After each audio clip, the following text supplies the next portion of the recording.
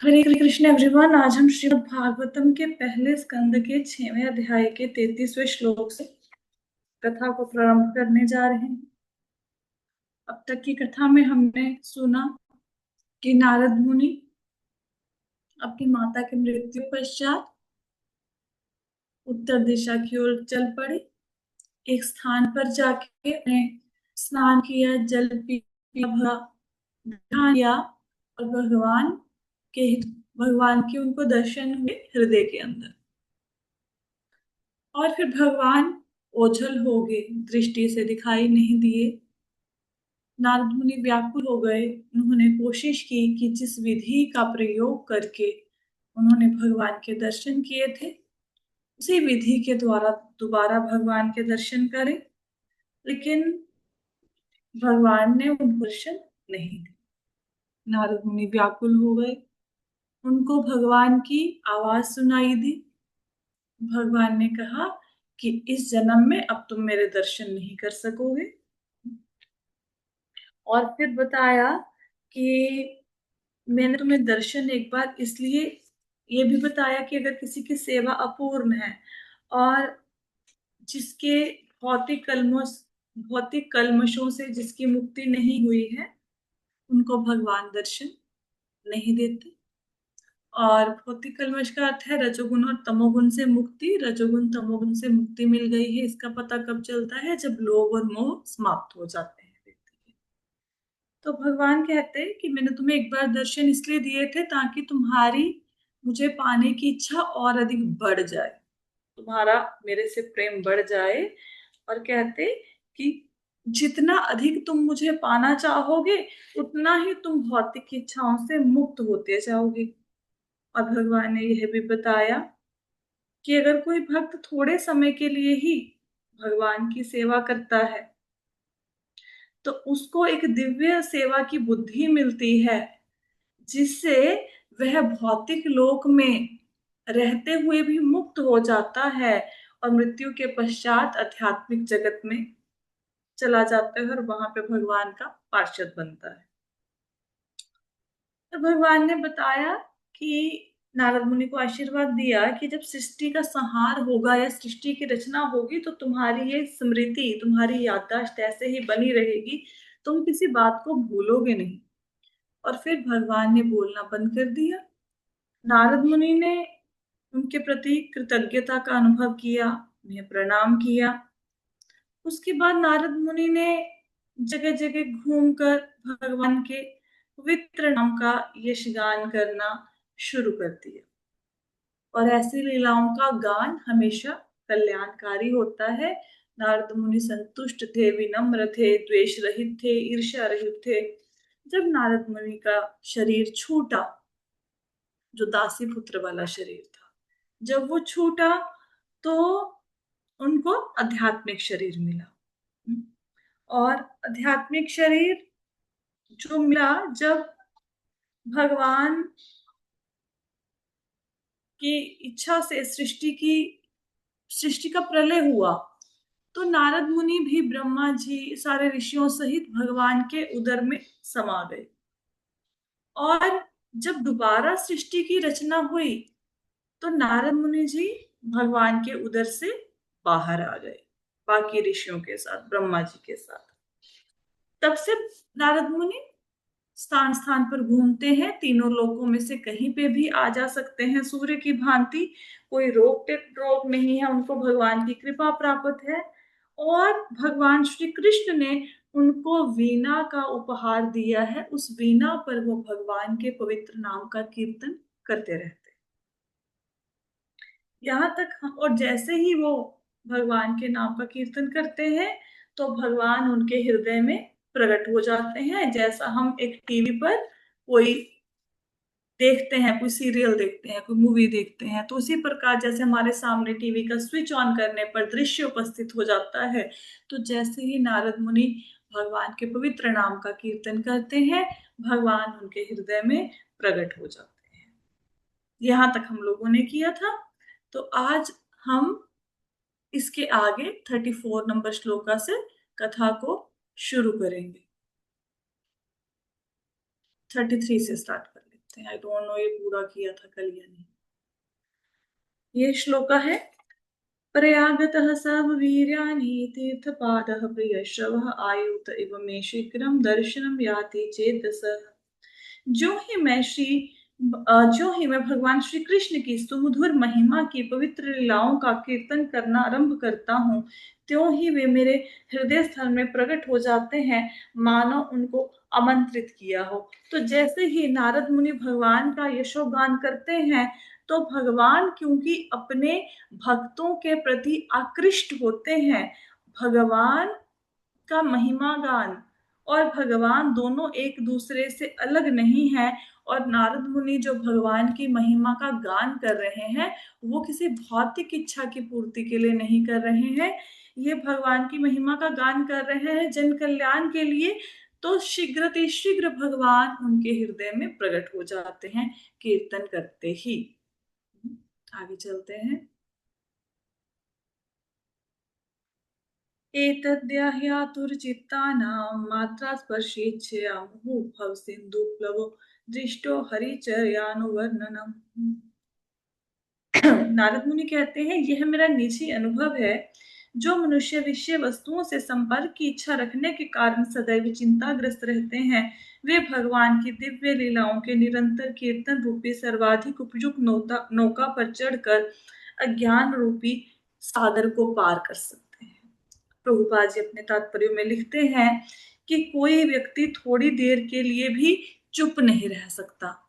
अब यहाँ पे चुप रहने का अर्थ है, जैसे आप बोलोगे कि मैं तो घर पे सारा दिन चुप रहता हूँ, ऑफिस में चुप रहता हूँ। चुप रहने का मतलब है आपका मन भी शांत हो, चाहे हम जुबान से कुछ ना बोले, लेकिन हमारा मन कुछ ना कुछ बोलता रहता है, कुछ ना कुछ बात करता रहता है ऑल द टाइम।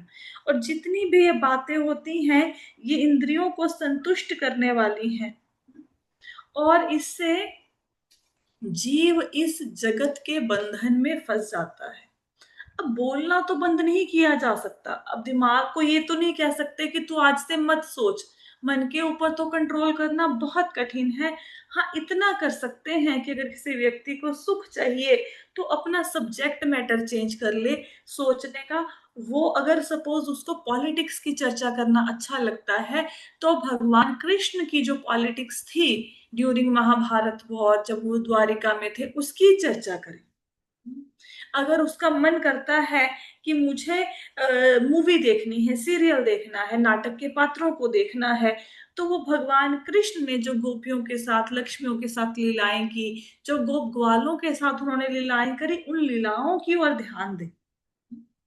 तो भगवान दिखते तो सामान्य पुरुष जैसे हैं, जब धरती पर आते हैं हम जैसे ही दिखते हैं, लेकिन भगवान के कार्य अलौकिक होते हैं। किसी साधारण जीव के लिए उन कार्यों को करना संपन्न नहीं है।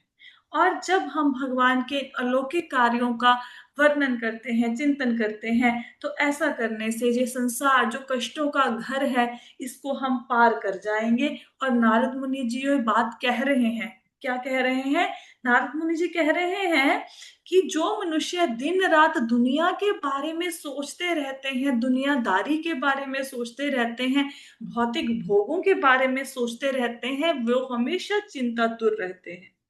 और अगर किसी ने अपनी चिंता को खत्म करना है, तो इस भवसागर को पार करना है, तो उसके लिए एक नौका चाहिए। नौका क्या है? भगवान की लीलाओं का कीर्तन, हमेशा भगवान के नाम का स्मरण करते रहना।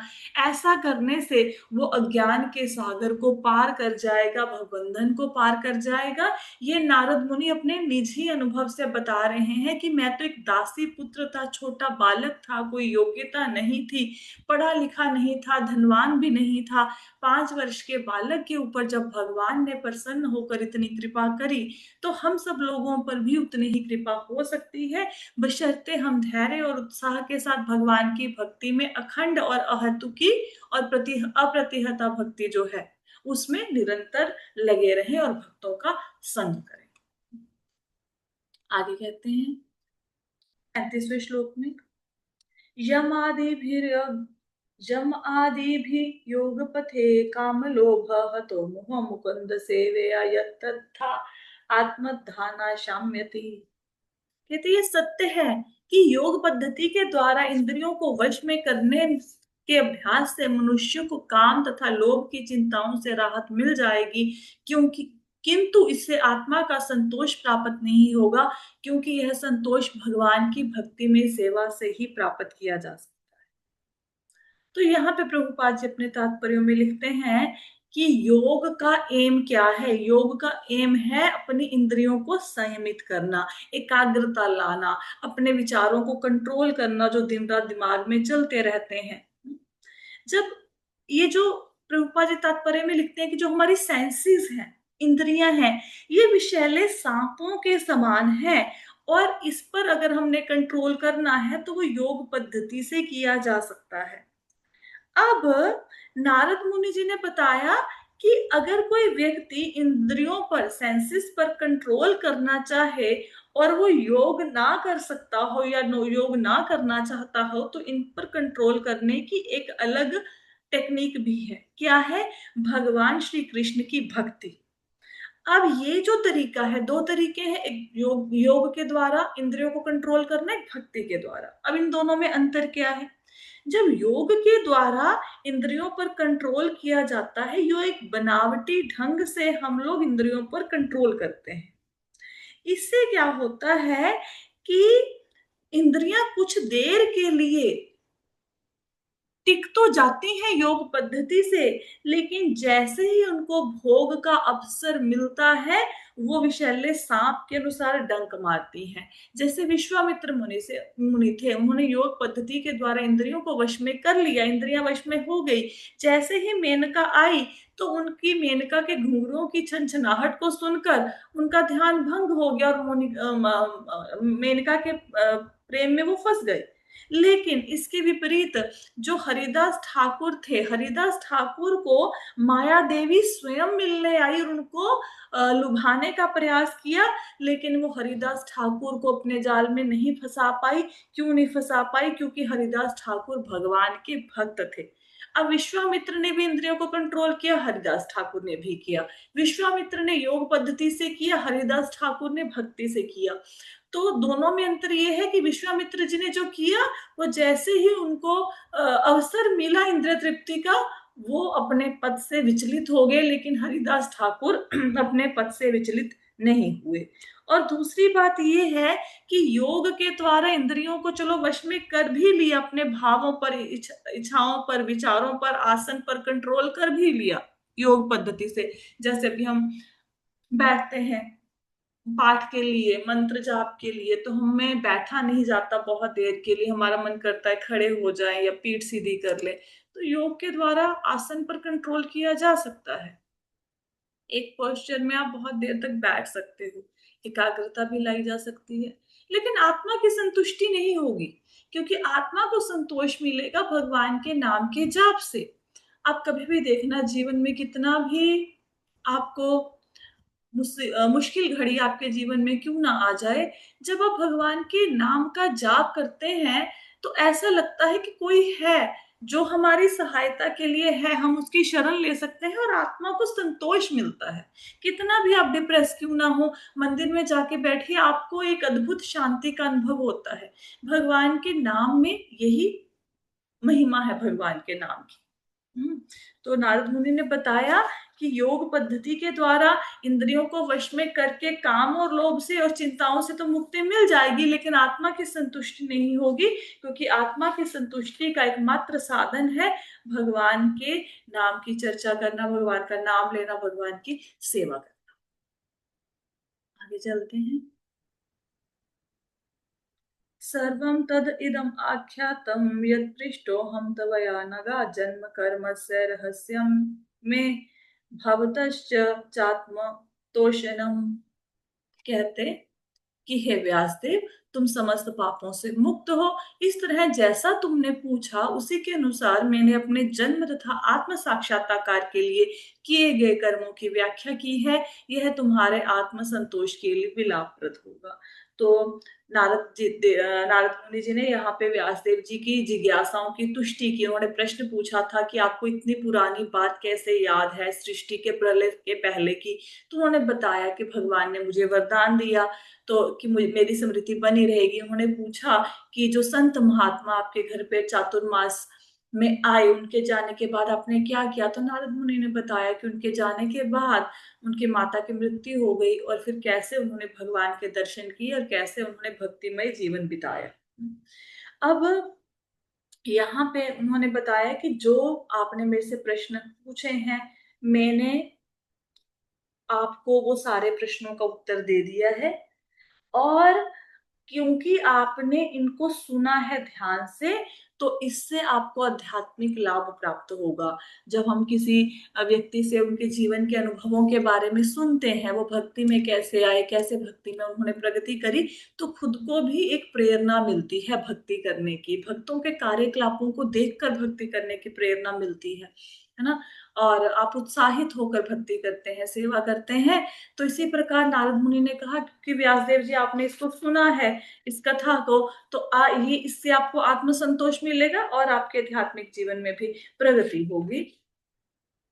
हम बाकी लोगों के अनुभवों से अपने जीवन में परिवर्तन ला सकते हैं। जैसा बाकी भक्तों ने, पूर्ववर्ती आचार्यों ने अपने जीवन में किया, उनका उनके चरण उनके पद चिन्हों पर चलकर हम लोग अपने जीवन में भक्ति में, सेवा में आगे बढ़ सकते हैं। आगे कहते हैं, सुत उवाच एवं संभाष्य भगवान् नारदो वासवीसुतम् आमन्त्र्य वीणानां रयन् ययो यादृच्छिक्यो मुनिः।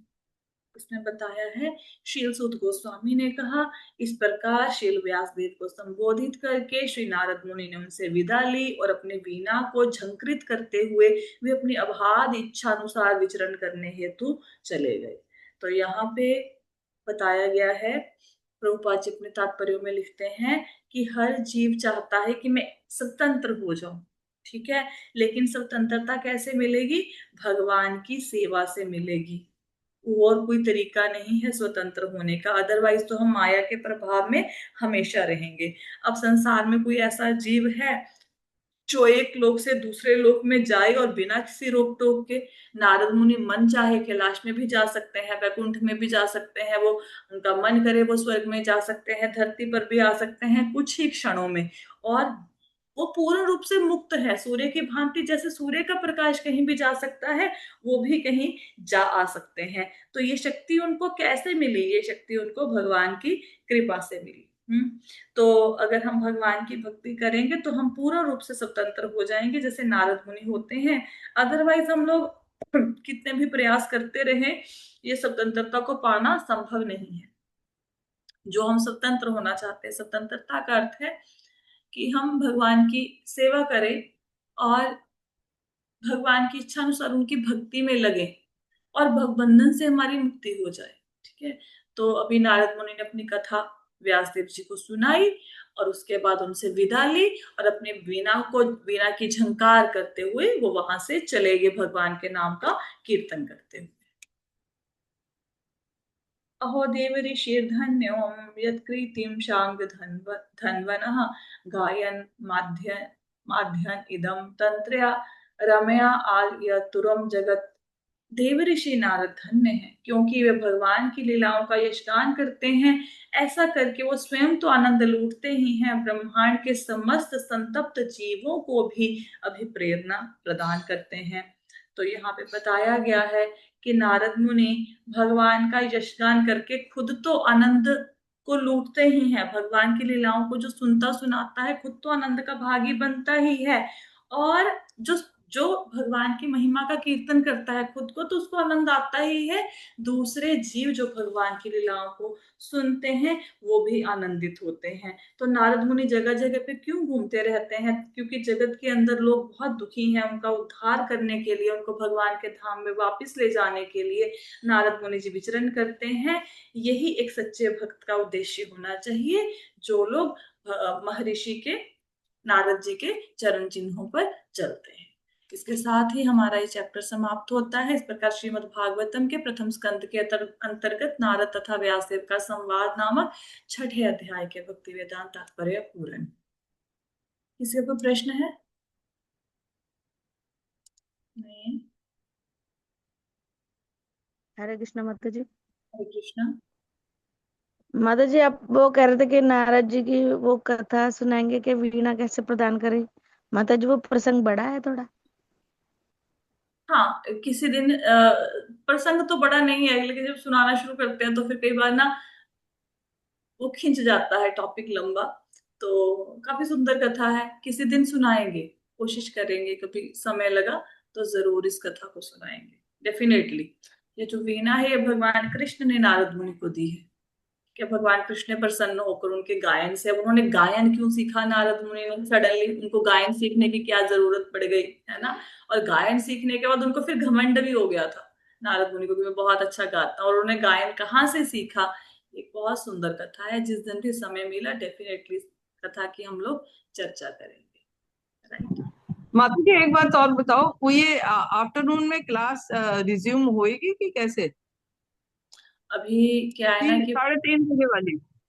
3:30 वाली। एक मिनट पहले मैं रिकॉर्डिंग स्टॉप कर दूं, क्योंकि फिर कोई कथा सुनने के लिए यूट्यूब पे लगाएगा तो उसको सिर्फ कथा का ही आनंद मिलेगा।